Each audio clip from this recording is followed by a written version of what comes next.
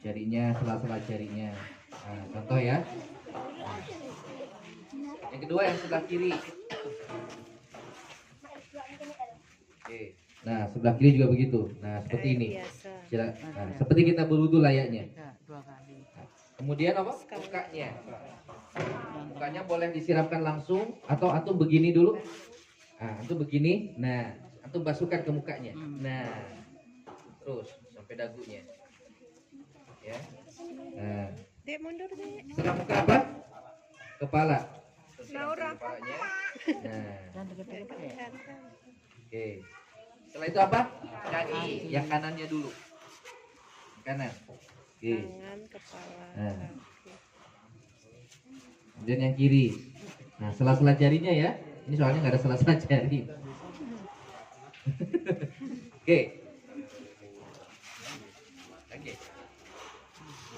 Terus muncul pertanyaan, Ustadz ada doanya enggak? Ada niatnya enggak? Ya. Ada niat, ada talafuz, lafaz niat. Sama atau beda? Sama-sama niat. Bedanya kalau lafaz niat itu diucapkan.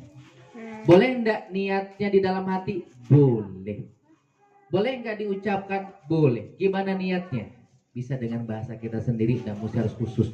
Ada khusus nawait itu silahkan, boleh. Enggak usah terjadi perbedaan pendapat di situ ya.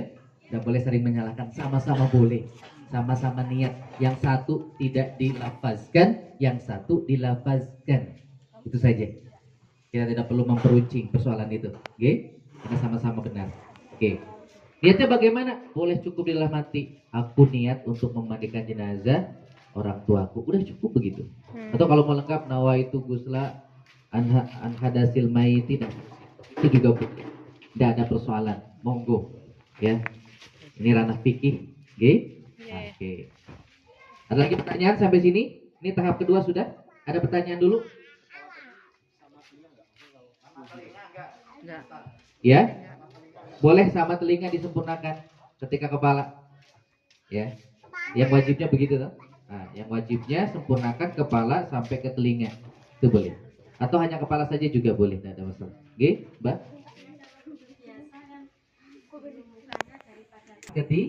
Ketiga. Baik.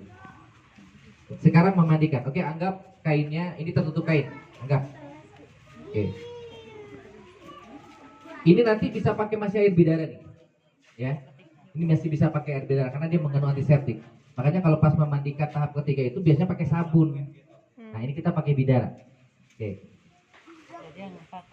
Nah, ingat, yang memandikan ini harus sudah ngitung dia.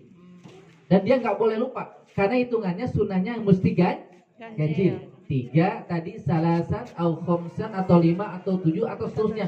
Secukupnya. Menyiramkannya sudah mulai masuk hitungan. Makanya si yang memandikan ini jangan banyak ditanya. Biar fokus. Kadang suka ditanya enggak tahu dia lupa ini berapa siramanya, bahaya iki. Oke. Pokoknya biar fokus. Yang pertama siramkan dulu mulai dari kepalanya. Mulai dari kepalanya siramkan. Ini hitungan 1 ya.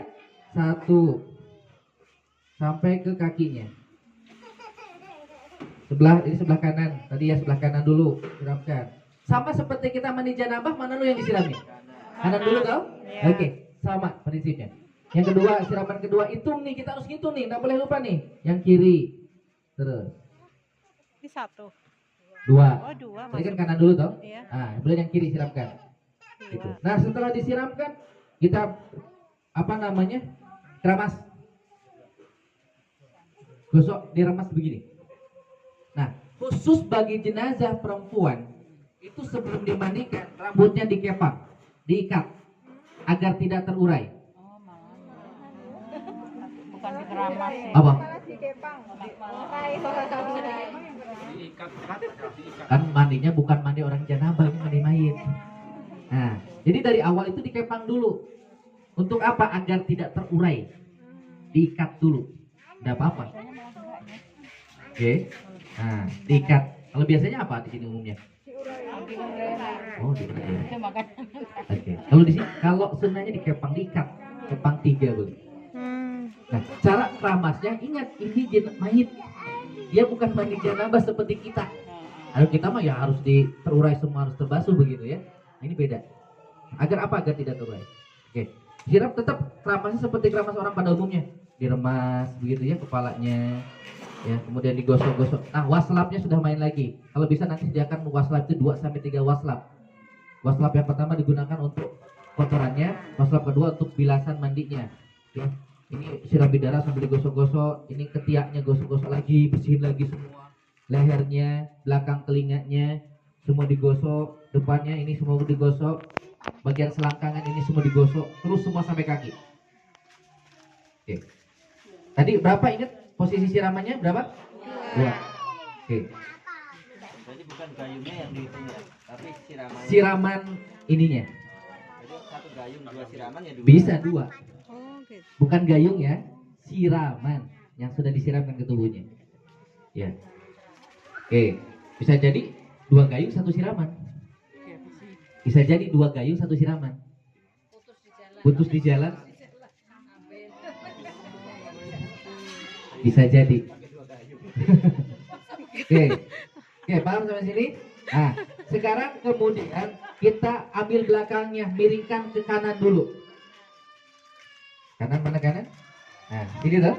Nah, siramin lagi. Ini masuk hitungan. Ya. Mohon maaf sebelumnya. Yang tadi setelah digosok-gosok, siram lagi. Siram lagi. Masih boleh dengan bidara. Masuk berarti 3. Oke. Sekarang punggungnya siram dari belakang. Siram dari belakang. Ya. Gosok. Berapa ini 4 ya? 4. Gosok sama waslap. Khawatir di sini ada daki-daki gitu yang nempel terus, duburnya juga, ya. Nanti dikapasin, kalau dia mesti keluar kotoran, kapasin, ganti lagi kapasnya. Yang penting dia tidak keluar lagi kotorannya. Terus gosok belakang sini. Kemudian siram lagi, dibilas lagi. Berapa? 5. Paham sampai sini? Paham. Paham. Terus lumpengin lagi. Nah, sudah. Nah, baru yang terakhir, dibilas terakhir boleh dengan air biasa, seperti halnya wudhu. Tidak perlu, tadi kan sudah disiram, digosok. Cukup. Tadi berapa hitungannya tuh? 5. 6. Kanan. Anggap bilasan terakhir. 7. Sampun. Sederhana kan? Kadang kita mikirnya jelimet toh. Nah, tadi saya bilang saya coba sederhanakan Pak, cari rumusnya apa. Ternyata sederhana loh, kita setiap hari kadang suka mandi janabah toh.